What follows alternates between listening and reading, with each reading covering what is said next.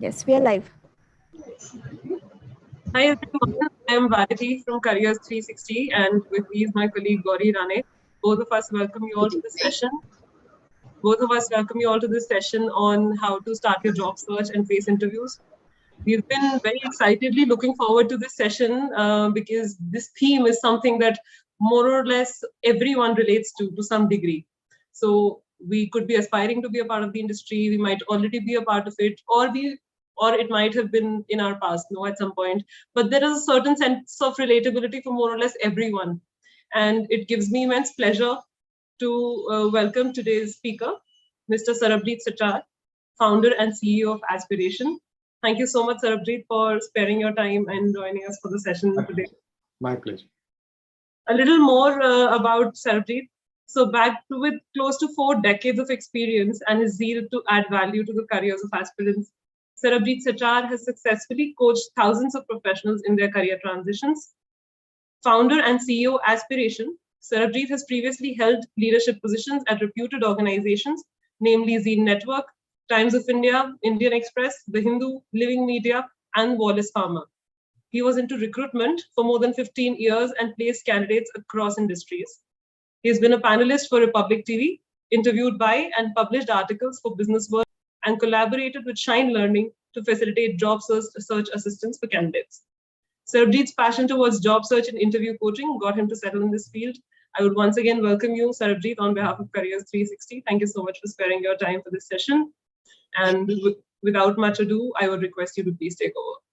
Thank you so much, Varidi. Thank you so much, Gauri. I'm really excited, more than excited to actually share this, because an opportunity to add value to, youngsters' life. I think that gives you a tremendous amount of satisfaction. With my 35, 36 years of experience, when I look back, when I see all these young people who are just about to begin their careers, what better that, you can add some value and shape their careers. Fantastic. So I'm really excited.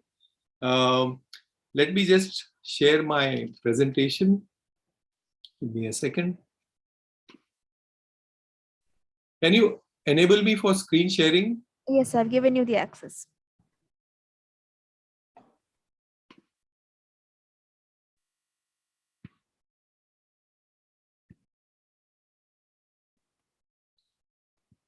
Can you all see my screen, Varidi?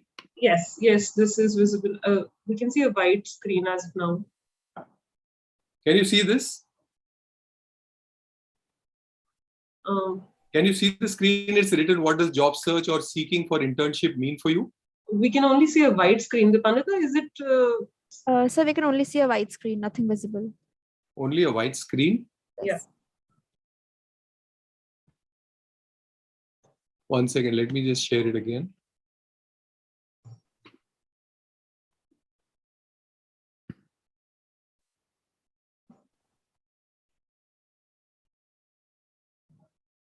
Sorry for this. This is technology, so a bit unpredictable, but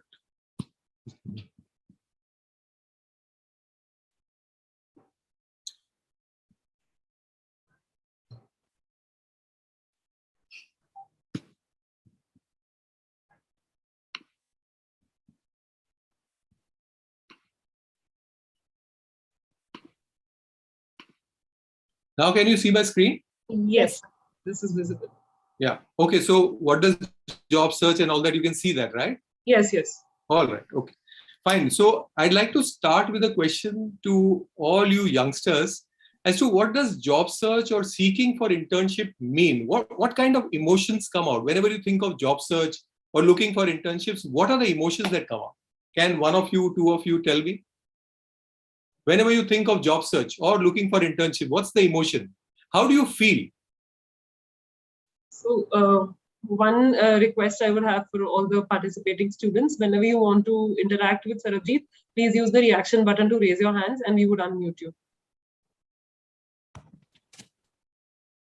Generally the feeling would be of frustration, fear. What is it?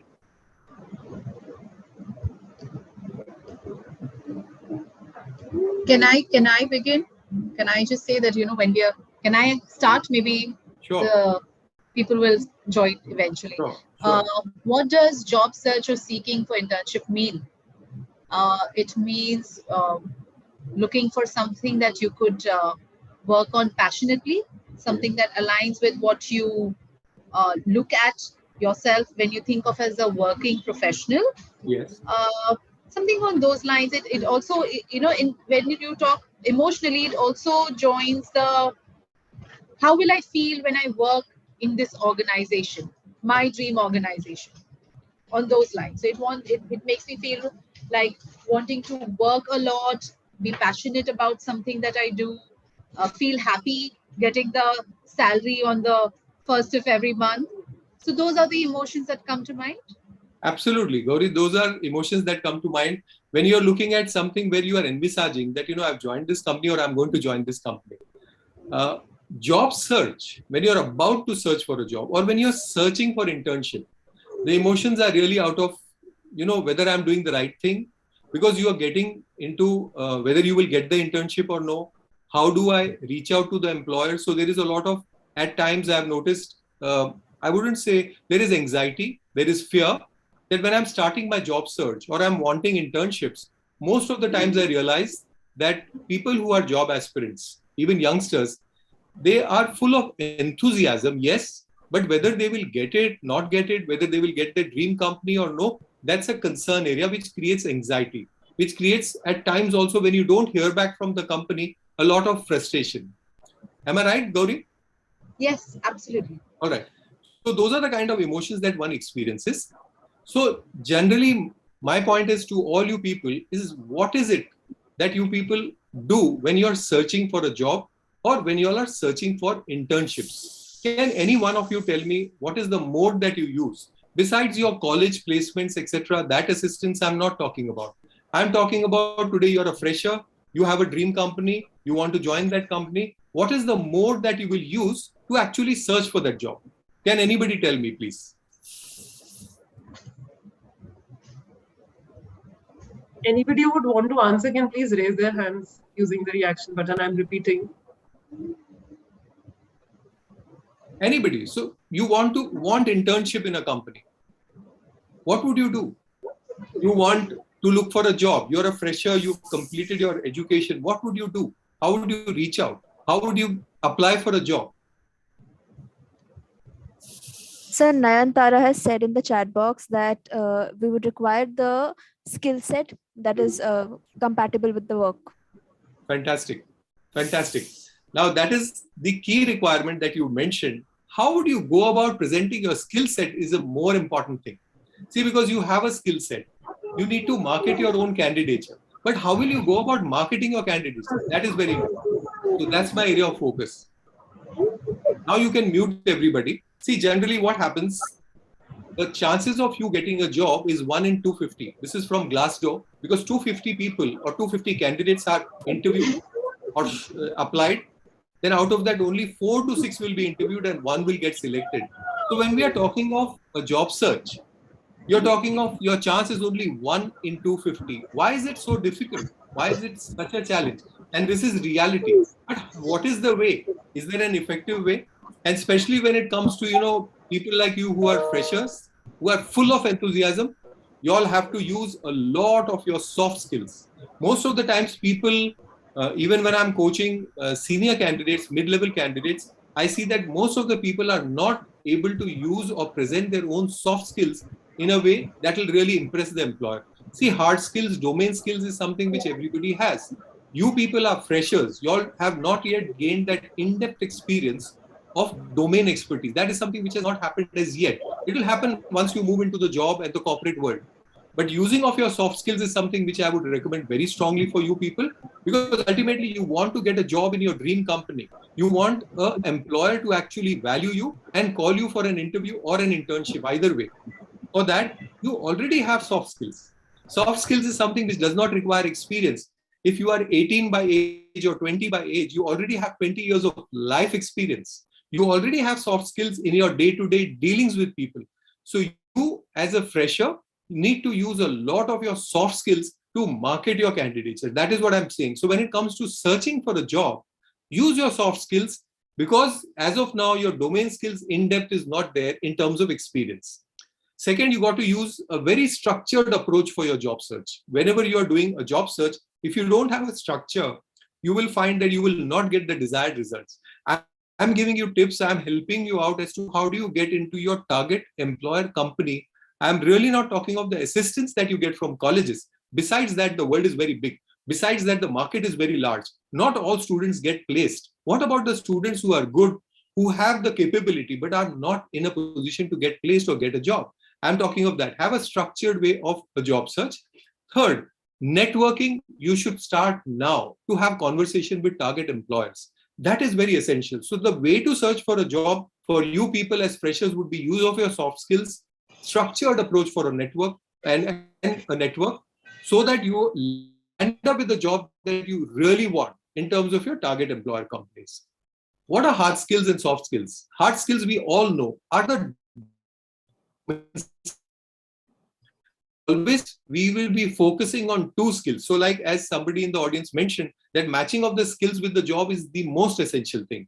However, having said that, because you don't have domain expertise to such an extent that you are with maybe 5 to 10 years experience, focus on your soft skills. So let's see what are the hard skills. Hard skills, everybody knows, they are skills which are related to your job, which are learnable, like marketing, finance, account, sales, business development, and software. What are soft skills? Soft skills are something which you use day to day in your life experiences. Your presentation skills, your ability to communicate over a digital platform. So today I'm communicating with you over a digital platform. All these are very, very important skills. Today employers want that.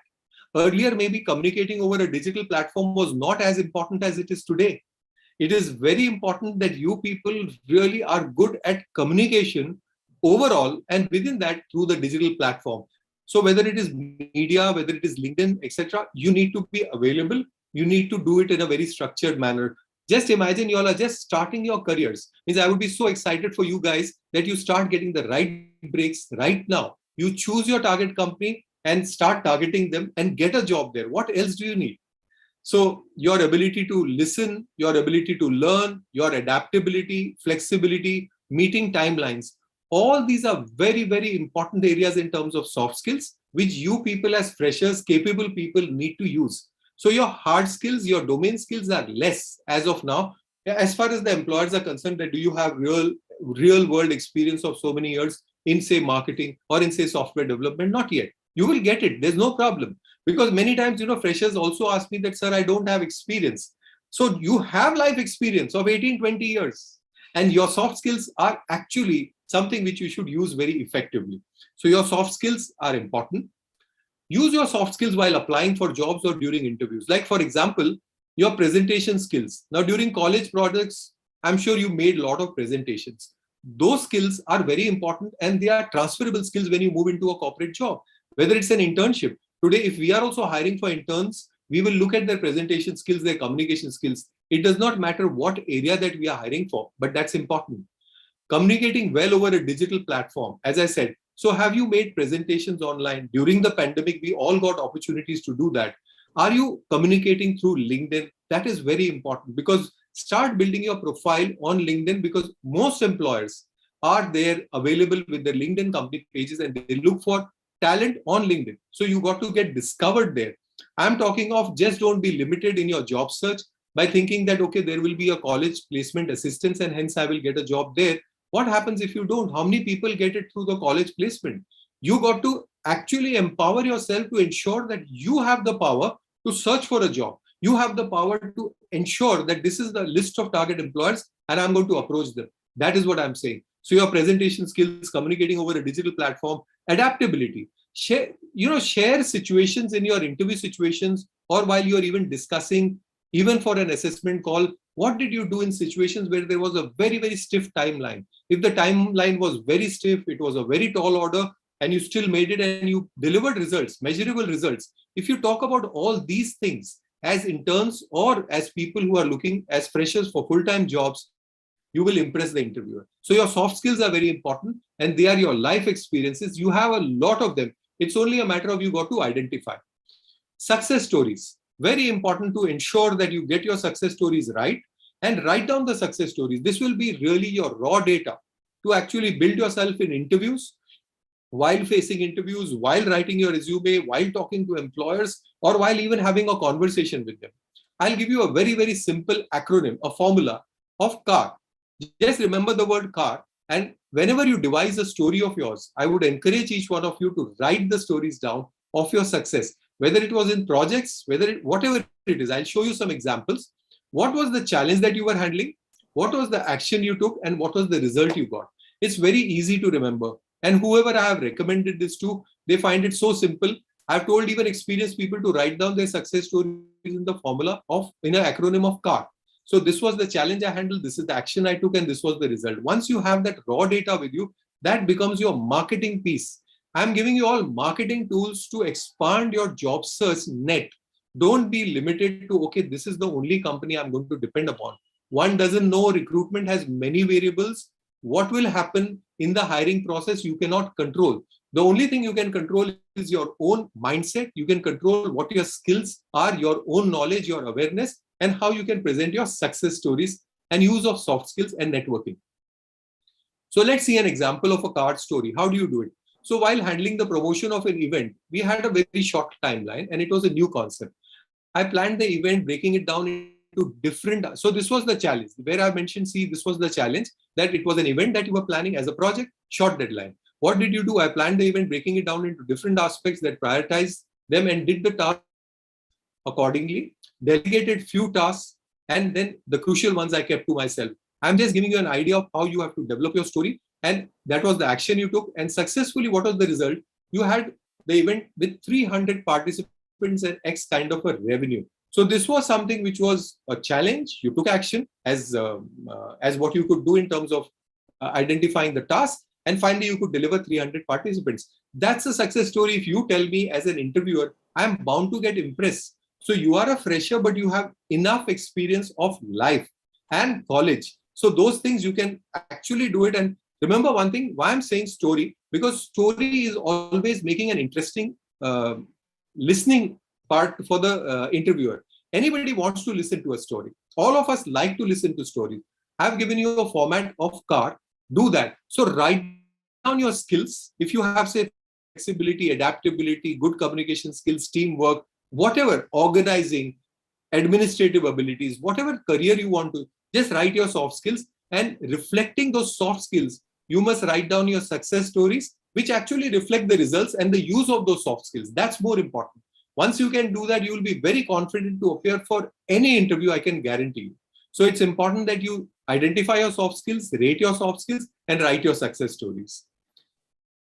Importantly, most people don't do this. They don't work in a very structured manner. What I mentioned in the beginning itself, that most people just limit themselves to maybe some job they are wanting to apply online. I'm saying don't do that. That's a black hole. You might, how many vacancies do you get for freshers? Hardly any. Where are the companies advertising for freshers? Hardly any. Internships, yes, you get, but you might have to do your own networking through LinkedIn and do that. More importantly, I would recommend strongly that you develop a list of your target employer companies. List down 15 to 20 companies, which you would be saying that this is my dream company. You can relate to the product and also have to say, why does this company excite me? Is it Domino's that excites you? Is it Samsung that excites you? Is it Wipro? Is it Infosys that excites you? What excites you and why? If you can find that answer to that why, it will make a lot of difference. Why? Because it's important that you find a connect with the person who you're talking to. Once you are excited about a company, that I am excited about Infosys, and this is the reason why I want to apply.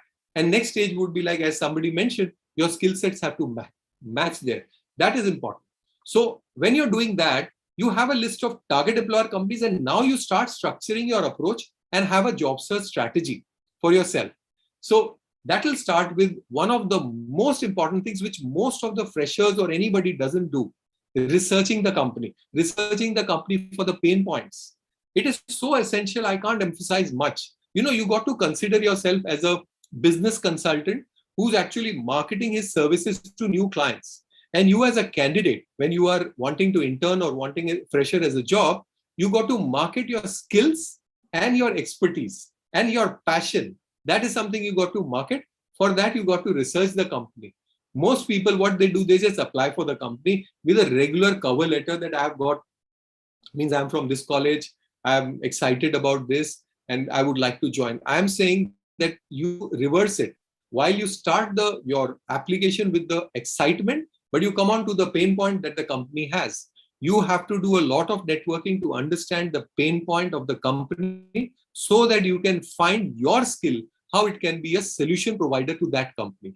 That is more important. Think of yourself as a solution provider, not as a candidate or a job seeker, not at all. You are a solution provider. Be confident of that. A company has a challenge, a company has a pain, and you are the solution to that. How is your solution there? It's through your skills and expertise and your passion. What is the value you will add? So, sources for researching companies. You got to use research as a tool to understand the pain points. And you people are very lucky. You all have a very strong alumni. I'm sure, from your colleges, wherever you all are, you have ex-students working in those target companies. Can you imagine if you do 15, 20 target companies list, and in that you have an alumni of people who are already working there? But at the same time, the big mistake that most people make is that the moment they find that there is an alumni person working in a particular company, which is a dream company or a target company, they just start calling the person and saying, hey guy, can you recommend me for a job? No, don't do that.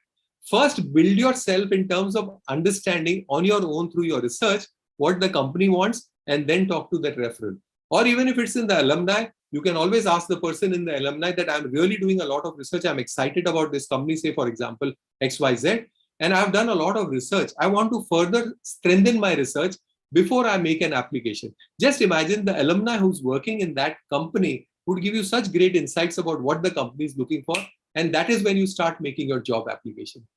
It will make so much of a difference. You'll stand out. Otherwise, as I told you, out of 250, only one gets selected. Only 4 or 5, 6 people get interview calls. Why don't we have to be in that 4 or 5? Why do we have to be in that remaining 245? No point. So you got to use your network of your alumni. LinkedIn company pages are a great source. I'm telling you, freshers, you all have to be on LinkedIn. LinkedIn is today a known platform. It is not an online resume, so don't mistake it that way. You got to be available on LinkedIn doing your research and networking so that you gain so much knowledge about these employers whom you're wanting to target that you are very confident at that level when you meet the interviewer and are able to impress him with the knowledge and the research that you've done in understanding what the challenge the job entails and your skill sets. Because you have your success stories ready in the format of a car, you can even pick that story and just present that story what the job requires. You'll have to read news items, Facebook company pages, company website, job descriptions on company website, and employees who recently joined the company. These are all ways and means of doing networking and researching the company to understand their pain points. Believe you me, companies, people who have just joined the company, on LinkedIn you can find them. Suppose somebody has just joined 6-8 months back. That person is the most open person to actually give you information about the company. What is the kind of information you need? You need that what is the kind of work culture that exists here, and for maybe in this kind of a role. Suppose it's digital marketing or HR or IT. What is it that the company really looks for? Just gain that information. That's about it. Once the person says that these are the 2 things that we look for, just imagine you've got that gold. It's gold mine. Once you know what they're looking for, then your skills and your success stories have to be customized according to that and then make an application. I can guarantee you will get selected in any company. Any company. That's a guarantee, 100%.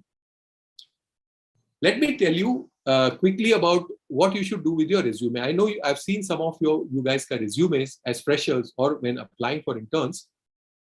You all do a decent job, but a checklist I will give you. Resume should always have a clear-cut headline. Whatever is your passion, whatever career you're wanting to pursue, if it is digital marketing, if it is IT, software development in particular area, whatever it is, you got to ensure that that headline depicts that. Headline is something very important. It's like if you get a newspaper at home and suppose there is no headline in that newspaper, which news will you read? Sports, politics, environment, you are interested in different things. Exactly the same thing happens when it comes to applying for a job. So on your resume, the moment, and just imagine the recruiters are inundated. They have got so many applicants, even from freshers, that something which is attractive in the headline will catch their attention and they'll be tempted to read your resume. So you got to have a very clear headline, which could be about 3 or 4 words, which could be like digital marketing or whatever your area of expertise or you aspire that career in. That should be your headline. Your educational qualification should be there. A professional summary which really defines you. Your core skills, hard skills and soft skills. In your case, as freshers, I would recommend that you do include your soft skills. Generally for experienced people, I don't recommend, but for freshers, I do, because your soft skills are your wealth. That is something which I'm going to hire as an interviewer. And whenever I'm hiring you holistically. I'm not hiring you only for your hard or domain skills. I'm hiring you for your soft skills. So mention your soft skills also there. Your tenures of internship, if you have any, clearly reflecting measurable achievements. Whenever you write in your achievements, have measurable achievements. For example, you reduce the turnaround time by this much. You generated this much of revenue, or you saved the company this much of money, or you saved the college this much of money, and you took up the project, or you mentored a particular team, and there were about 10 people who you mentored for that project, led a team of 5 people. Always have measurable achievements. And your hobbies and extracurricular activities are very, very important, because you are a fresher, and your passion for a particular field, even if it's a hobby, is excellent. That is something which is really valued by employers. So please include that in your resume. Let's look at what you should do in your LinkedIn profile. I would encourage everybody to have a LinkedIn profile. If you don't have one, I'm telling you, you're losing out a lot. You're losing out a lot, because today online executive presence has changed, and pandemic has changed the whole scenario only. Today, the online presence has become so important that if you are not there on a particular platform, you are perceived as somebody who's not really up to it. You're not somebody who's actually the in thing. LinkedIn is a professional platform. While, of course, all your other Facebook and Insta, etc. continue, but for professional job seeking, the best is LinkedIn. And I'm a great fan of LinkedIn. LinkedIn is something which will help you tremendously. So have a LinkedIn profile which is well optimized. Again, there has to be a clear-cut headline mentioning your area of specialization, any awards or certificates that you've been winning, something outstanding you can mention in your headline. The About section of LinkedIn is extremely important. So if you've seen the LinkedIn profile, there is a headline, then the About section in LinkedIn, that needs to be there. Your uniqueness and achievements, your internship tenures have to be mentioned when you're talking of your whatever you've done for this particular period. Your awards, certificates, presentations, and talks, they have to be uploaded. See, this is one advantage which your resume will not give. And today I can tell you, your resume plus LinkedIn, both as a combination, work very well for you. It will never happen that only your resume will work. Believe you me, I'm telling you to stand out as a candidate. I'm not talking of, just being an average guy who's a fresher who's looking for a job. You want a job in Google, you can get it. You want a job in Infosys, you can get it. Provided you do all these things in a very strategic and structured manner. Things have changed the way job search is done. It was very traditional earlier. It is no longer traditional. You have to be along with this, what I'm telling you. So your award certificates, please upload them. It creates an impression. Even if it's a recommendation letter that you received from your college, please upload that. All that needs to be done. Your recommendations from your teachers, mentors, all that is also important, because when somebody, even if it's a recommendation from your teacher, which is just a one-liner, makes a lot of difference. So have recommendations. LinkedIn is life. LinkedIn is not like a resume. You can keep updating it. It's an online branding tool. And the younger you are and you start, you will reap the benefits in your career. That's my guarantee. And your core skills which are endorsed. What are the skills that you want to be endorsed for? Tell your teachers, tell your mentors, tell your projects. All those people can endorse you for a particular skill. Okay, if it's business development, yes. If it is operations management, yes. It is project management, yes. Endorse. This will make your profile so active on LinkedIn, it will become an online brand for you, which is essential in today's day and age. The pandemic has dramatically changed all this. If you don't do this, you are nowhere going to get your dream job in your dream company. I'm talking of that. Just getting a job, forget it. Get your job in the company which you desire and you want, where you will learn and you will evolve and grow. Generally people make a cover letter. I never encourage that. I've got a pitch letter format. We do that for people. A cover letter is a general one where, it will just give you an impression, general language, not customized to recruiters. A pitch letter will always be customized. It's always opening the line with congratulatory remark, talking about the company, something to congratulate about. Then it immediately moves on to the pain point that you can address. Now that is where your research comes in. So you open the line with congratulatory remark, not about I, me, myself, that I am so and so. That's all okay. I'm not interested. I've got thousands of applicants. Tell me something which it'll attract me. So if it attracts you, only then I will read it. It's like that. So just imagine, put yourself in the recruiters or the interviewer shoes. They have got so many applicants. The moment they read one line, which is congratulating them about their company, and then immediately on the basis of the research that you have done, you find out that, okay, this is what is the challenge or the pain that the company or the job requires. For example, if it's maybe a sales role or a digital marketing role, in digital marketing, how do you ensure, means for a particular company, how do you ensure that all forms of social media are being optimally used exactly as far as the target audience is concerned? Now, you have an expertise in that. For example, I'm saying that pain, once identified, if it is mentioned, and then you show your skills, it becomes customized. So this entire thing about pitch letter is it immediately catches the attention, whereas it does not stand out, the cover letter. So cover letter versus pitch letter, there is a huge difference. Does not engage due to a general paragraph oriented thing. This will be really, you will demonstrate your achievements. You will ensure that in your pitch letter, you have written something which you have achieved, which is pertaining to that particular job and the pain of that specific job. You will automatically attract attention. And recruiters may not even be tempted to open your resume after reading a cover letter, but with a pitch letter, recruiter will be very, very motivated to open your resume and read. And that is what the purpose of a pitch letter or a cover letter is. Let me show you an example of a pitch letter, how it looks. This is some student we had developed for, maybe he had applied for a teacher's job. So first is congratulate the company. As I said, so I would like to congratulate, so say and so school, which has ranked in number 3 in Delhi NCR, international so and so. Now, having spent my student life being chosen as a mentor and teaching students, because maybe you had that thing in you where you were mentoring certain students, you were in the final year and your seniors, teachers had actually given this to you as a project that mentored these 3 guys. You mention that because you are applying for a teaching job. And whatever your experience in mentoring and imparting knowledge to your students, which could be juniors, you took some classes, mention that. That's how you make your pitch letter relevant. So first is the congratulatory part, then you're mentioning your part which is pertaining to that skill of teaching. And then you're talking about your achievements. So what did you do? You achieved something. So something which maybe, there was a particular student set, they started improving in their results. That is something which you could do. Maybe their projects that they were handling, you could help them in their project and their project went well. This is the format of a pitch letter, unlike a cover letter. Remember this, because this pitch letter is the killer, I would say, in attracting attention from recruiters rather than a cover letter. And I'm again emphasizing, this is talking of opening the world for you. Your search net is so wide now, if you do all this, that you don't have to stop at a particular company or feel that how will I get a job in this particular company. Increasing visibility with target employers, very essential. As I said, you can be on LinkedIn, you can start liking the posts of the people. So once you have your 15, 20 list of target employer companies, and you have the individuals in those companies, the HR, digital marketing head, the IT head, the finance head, and the finance peer group, all of them.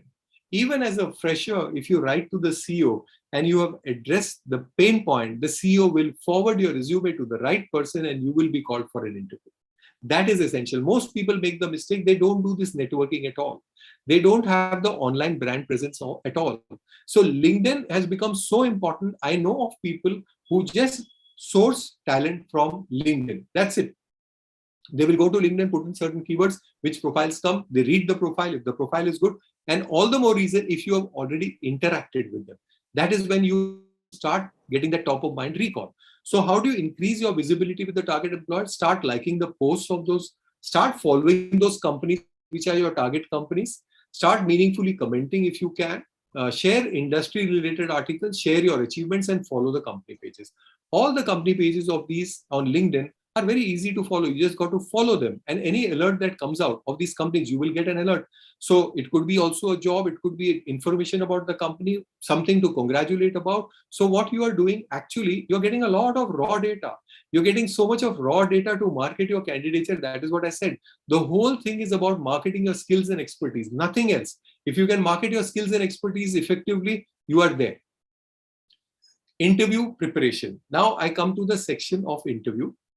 This is my firm belief, and that if you're not prepared for an interview, do not appear for it. It is as mandatory as a passport to go abroad. This is my firm belief. And whenever I coach for interviews, I tell them, have you prepared yourself? Most of the times, even seniors. So freshers, it's all the more important that you do a lot of research. But what I just told you in the beginning, that you have your card story format, you have your skill sets ready, and the researching of the pain points, you are already ready for the interview. That is how you actually approach. And you got to have your list of target employer companies. So if you've got a call from a company, you got to research the company much before you go for the interview. And researching means you should really network and find out what exactly is the company's pain. And when I say pain, pain is like even 3x growth is pain.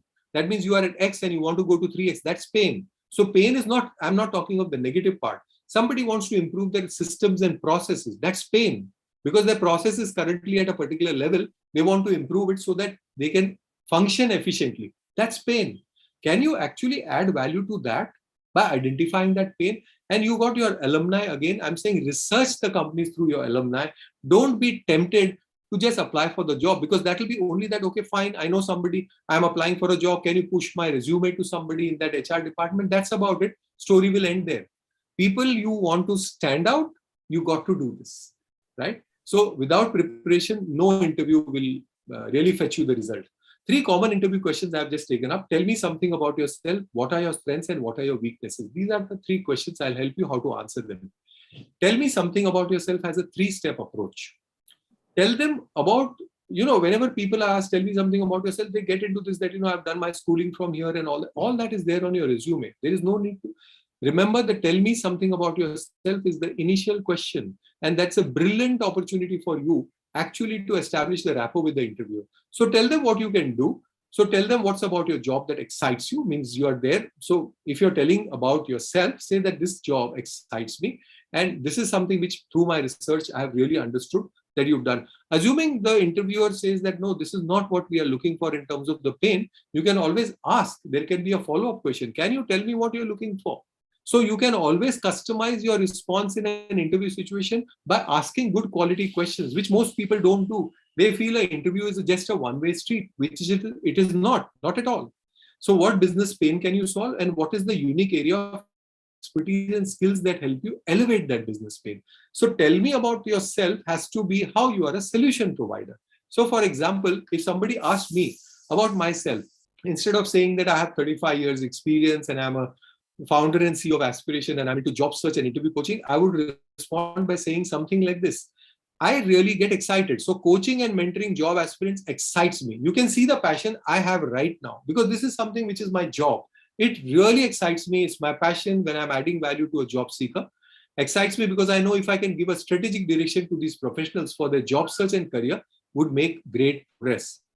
However, I also know that most job aspirants, now I've come to the pain, that most job aspirants currently find themselves stuck because they continue to use the traditional approach of searching and applying for jobs online, and that does not get any positive results. That's the pain. And what do I do? How do I add value? With my understanding and experience of recruitment and coaching, I've developed unique strategies and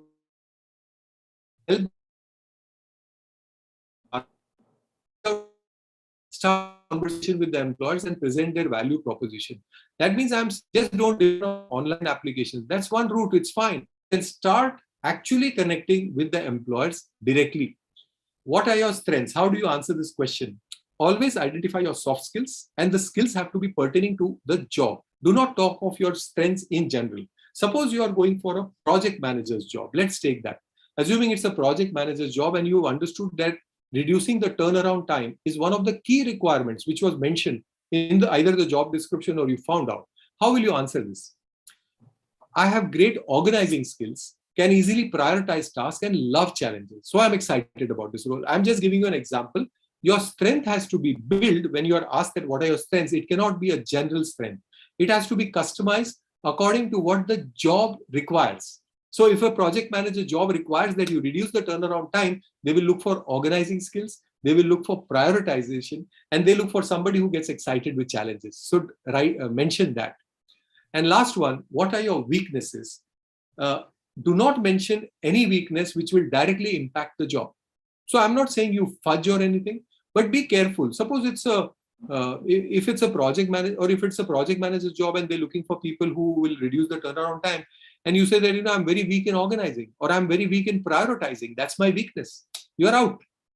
You cannot do that. So be very careful of this is a very tricky question. Nobody hires you for weakness, let me tell you that. But why do employers ask this? They ask just to know that they don't have any weakness which is pertaining to the job, which will directly impact the results. That's one. And second, they want to see your attitude. All of us have weaknesses. Even I have, you have, all of us have. But it's a question of how are we aware of it and what are we doing about it? So mention an area which you have identified and you are constantly improving. That is the way to answer a question like, what are your weaknesses? Most people make that mistake. They just either make it up something like, oh, I'm a very overworking person. I overcommit myself. That is all means, interviewers know about all this. Don't do that. Don't mug up the answers. Just state from your heart, but strategically what you need to say is something can be done. So I'm just opening this up for Q&A. Gauri, Varidhi, if it is available, time is available, we can have some questions, please. Yeah. So thank you so much, Sarabjeet, for this absolutely amazing presentation. Students who have any questions, please raise their hands and we will unmute you. You can have a one-to-one conversation with Sarabjeet. Till then, Sarabjeet, we do have a few questions in the chat box, which I would like to put forward. Please. So one question is, what is the right time for students to start doing internships? Can I please request you to stop the presentation? Sorry. Yeah.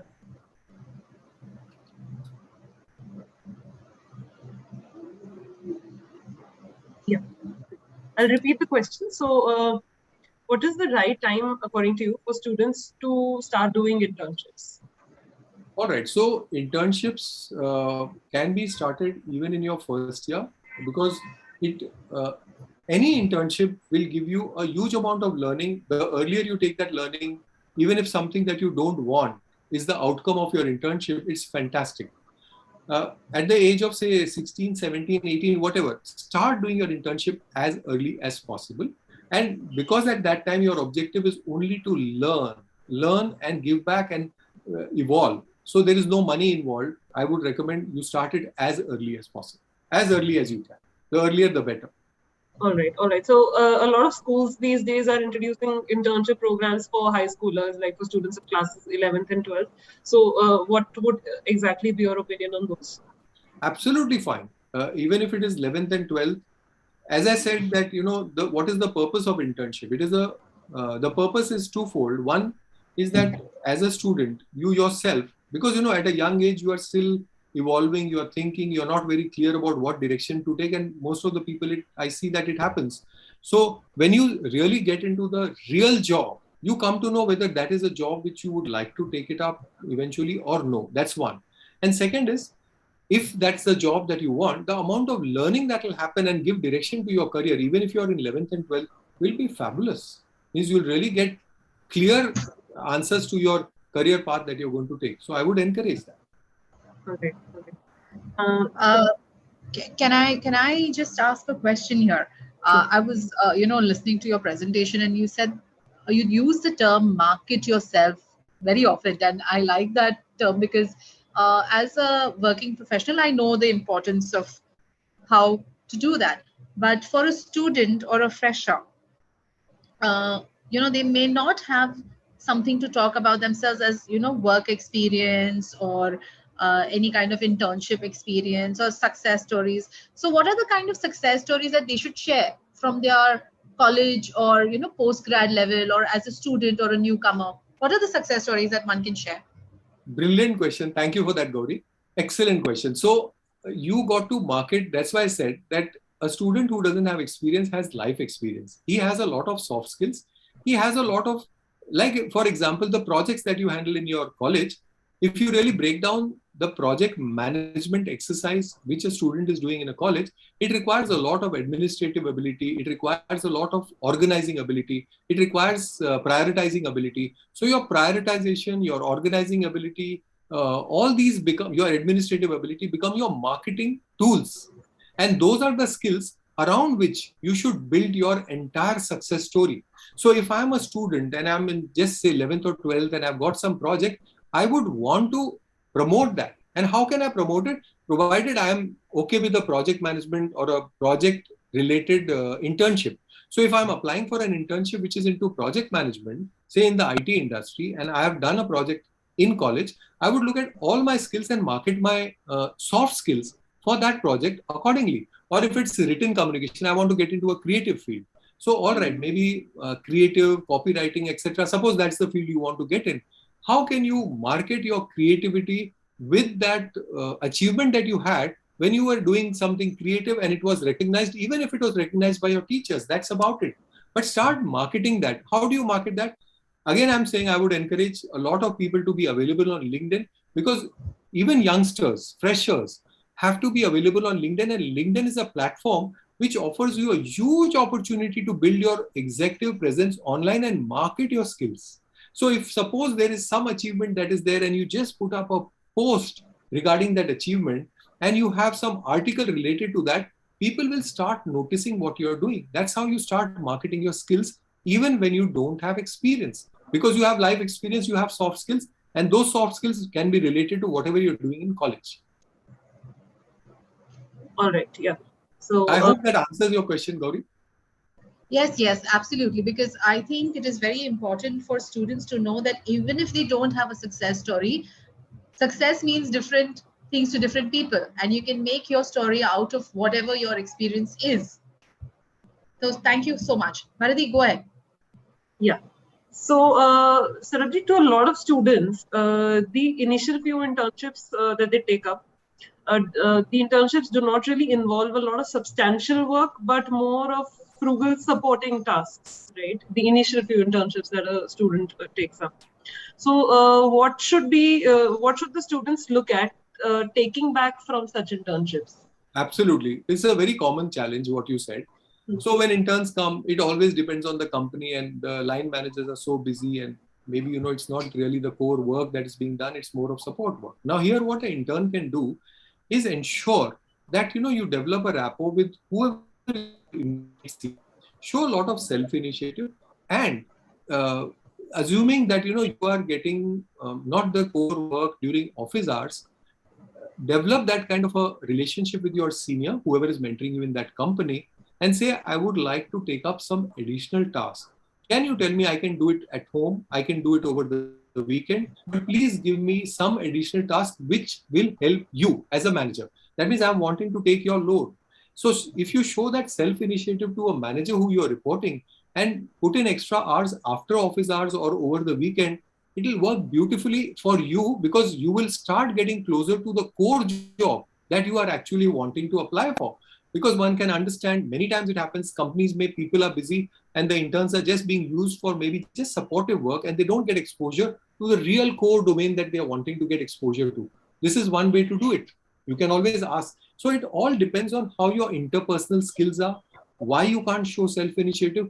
People with self-initiative will really impress the employer. And if you ask that, I'm ready, see, there is no pain without gain, no gain without pain, right? We all know that.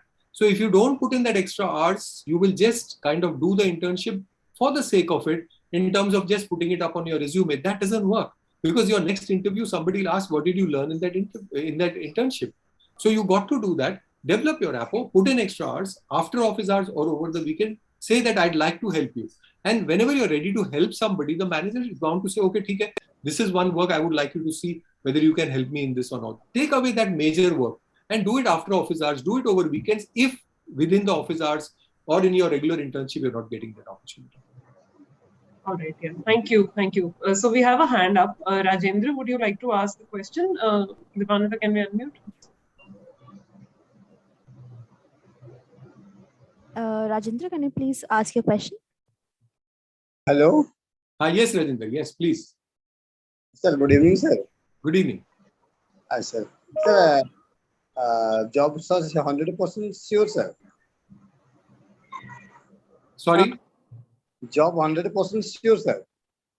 Job. Sorry, I didn't get it. Can you please rephrase your question, Or can you type it out in the chat box? We can Sarabjeet can read it from there. Rajendra, can you type out your question in the chat box? Okay, please? Sir. Ma'am, actually job leave class, ma'am. This is class of the job leave class. I think Rajendra, there's a network issue. Rajendra, please type your question in the chat box and we would put it forward on your behalf. Yeah. Gauri, do you have some more questions? Yeah. Yes. I was also, kind of, this is a question that is asked, and something that I have seen as an interviewer when I interview candidates for our organization. Freshers are often very nervous, so nervous that their voice is quivering, palms are sweaty. All those soft skills go out of the window, and they leave it out of the door when they come and talk to us. So how can you like give some tips as to being confident is one, being innately confident, but for those who are a little more nervous, what do they do, those small things that they need to keep in mind so that they don't goof up a interview that can be a great interview and that can land them a job, because not every interview is going to be patient. Agreed. Agreed. Absolutely. A very, very important question. Nervousness, all of us have nerves. We always face this. It is a very common thing. So there's nothing to get worried about. But what do you do about it? So one, I would say the more you prepare for the interview, the more at ease you will be. Because if you are prepared in terms of, if you have, your mind will actually start making you fearful or nervous when you are, because you will anticipate that what if I don't know this answer to this question, or what kind of question will come. But if you are prepared majorly, one is that you should prepare so well that you are at ease. Means the entire, as I mentioned in my presentation also, the kind of researching that you've done, the kind of understanding you have about the company, it requires a lot of effort to be prepared, which most people don't put in. So they land up being scared rather than prepared. So one is preparation. Second, this is my personal favorite, I recommend it to students also, do affirmations. Look in the mirror before the interview and talk to yourself. And really look in the eye and talk to yourself and see yourself answering the question and getting that job absolutely with visualization as reality. The more you affirm that firm belief, because I know there are some people who will be innately confident, some people will have to develop it, but it can be developed. So this is a technique which is of affirmation. You develop your own affirmation, look in the eye and tell yourself that you are successful for that interview. Believe you me, it works wonders if you say it with feelings. See, we are experienced, and all of us who have seen more of life will know that feelings are the most important thing. So when we are talking of not being confident, it's that lacking of that feeling of confidence. So two things. One is prepare like it's no one's business. Absolutely. Prepare. I can't emphasize the amount of research, the amount of preparation you got to do. And if you're not ready to do that, sorry, then I don't think you will get the job that you deserve. Frankly, you will not get it. Without preparation, it's not going to happen, just like your exams. So you got to prepare. And today, online availability of data has made it so easy for us to do our research and prepare. If you take the effort, you go to the student head council and say that alumni students, I want to talk to them about this company. How many times have people done that? If you do that, automatically you will be at ease. And the second I'm giving you as an option is affirmations. Looking in the mirror, talking to yourself in the eye, and being very confident and repeating certain phrases as being confident. That will help. Sarabjeet, so this is a question from Priyanka, and I'm sure that a lot of students must have the same question. So, what is the basic difference between a CV and a resume? Is it just a change in the way terms are used, or is there a technical difference? All right. So a CV is something which is gives you a very elaborate reflection of what the candidate's skills are, experiences. Resume is something which is talking about, like I just mentioned to you about the format, there is certain basic information which is the core. It can be a one-pager. CV generally goes into a 2 pages. So one elaborates a little more on whatever one is doing, and that is what a CV is. So to that extent, the language used is also a little more verbose. The sentences are used are longish. Resume is more of bullet points. So that is the difference between the two. Resume is something which is, I would say, in a very short span of time can tell a lot about people. That's why, resume has to be very thoughtfully written. What I mentioned about the headline, Then below that, you're writing your profile summary or your strengths, and then your education, of course. And then in bullet points, you're mentioning your core skills. So that becomes part of the resume. So there is, yeah. No. Sorry, I have something over here. Somebody is, one of our audiences have come up with a question which is very relevant to the job market today. Multiple job search portals today exist, right? Earlier we had only like a Naukri or a Time. So there are so many now. So how do we know which one is most reliable? All right. So, see, the online jobs are very tricky because if you all are aware, there is something called as the ATS system, which is an application tracking system. So whenever there is an online application being made by a candidate, the application tracking system will go by certain keywords. And when it attracts, when it actually identifies certain keywords, it shortlists that resume. If that keyword is missing, or if you have not filled in that field which is required by the system, many companies have that, okay, you go on and that will be passed through a ATS system. So if that keyword is missing, so for example, if it is project management in IT industry, if that is missing, or digital marketing is missing, the resume will not even reach a human eye. So that's a sad story. That's a black hole, I call it. So online applications have a very limited capacity, first of all, to actually ensure that you get a call from the recruiting company. Having said that, as I said, it has to be a lot of networking. It has to be a lot of use of LinkedIn. So I would recommend that do not depend only on online applications. Otherwise, you will never be able to find the answer that which is the best or most reliable job portal. So there is Monster, there is LinkedIn, there is Indeed, there is so many of them, Shine and all that. All job portals will be the same. I wouldn't feel that there is one job portal which is better than the other. It's a question of how soon you can identify the job. And it's always the fastest finger first. So if within the first day you applied, because of the ATS system, you got higher chances of reaching the human eye. That is why major reason for people to not get interview calls through online applications is this, that either the ATS has rejected them or they are applying after certain few days. So by then it's a little late. So my recommendation is to circumvent this problem. I'm answering the question which you asked, which is a more reliable portal, by giving you a solution that you expand your search net wide by starting to network directly with employers the way I showed you, making a list of 15, 20 employers, approaching them through LinkedIn, writing and having conversations with them, rather than, depending on an online application route only.